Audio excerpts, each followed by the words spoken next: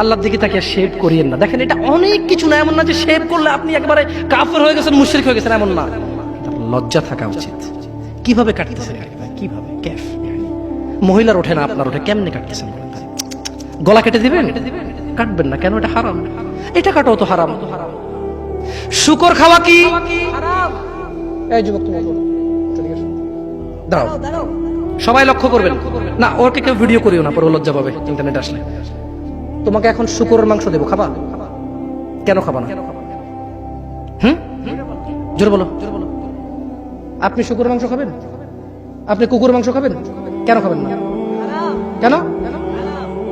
কেমন হারাম? শুকরের মাংস খাওয়া কি হারাম? এই এখানে তেলার এভাবে বলছি না। কেউ কি রাজি হবে তার বোনের সাথে জানা করতে? কেন? কেন? কেন? কেন? তো নামাজ না পড়া কি? শুকরের মাংস খাচ্ছ না হারাম দেখে নামাজ ছেড়ে দিচ্ছ, তো সেটা তো হারাম। তার মানে তোমার যদি স্বাদ লাগতো, আর তোমার বাপ মা যদি শুকরের মাংস খাইতে, তুমিও খাইতা, হারাম আর বাস্তা।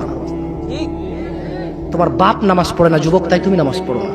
তোমার বাপে ভাত খায় তাই তুমি ভাত খাও। পাকিস্তানের রুটি খায় তাই ওরা রুটি খায়। চাইনিজরা এইভাবে লাঠি দিয়ে খায়, ওরা লাঠি দিয়ে খায়। শোনো, তুমি বলতে চাচ্ছ তুমি শুকর খাও না কারণ এটা হারাম, তুমি মিথ্যু। তুমি একটা চরম মিথ্যাবাদী, ধোঁকাবাজ। তুমি বলছো তুমি শুকর খাও না, এটা হারাম না? তো তাহলে তুমি নামাজ না পড়াও তো হারাম, তা তুমি কেন কেমনে ছেড়ে দিচ্ছ?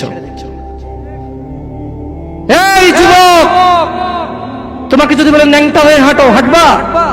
কেন? কেন? কেন? ন্যাংটা হয়ে কেন হাঁটবা না? কি নোংরা কাজ? তো নামাজ পড়ো না, তোমার শরম লাগে না? শুকরের মদ কি রাস্তায় হেঁটে মদ খেতে পারবে? কার সাহস আছে? এখানে সাহসের অভাব নেই, বাপরে বাপ। এই কথা বলে আবার কারো সাহস জায়গায় দিতে চাই না, তবে অনেকেই চাইবে না। অনেকেই কেন? শরম। কেন? কারণ কেউ যদি রাস্তা দিয়ে হেঁটে হেঁটে মদ খায়, ওর সাথে কেউ মেয়ে বিয়ে দিবে? কেউ? আপনি রাজি হবেন রাস্তায় ভাবে মদের বটল নিয়ে হাতে হাতে মদ খায়, এর কাছে মেয়ে বিয়ে দিবেন? কেন? এটা নির্লজ্জ লোক মদ হেঁটে হেঁটে খায় ওপেনে। এই ছেলেটাই কিন্তু ওপেনে নামাজ পড়ে না, আপনি মেয়ে বিয়ে দিচ্ছেন।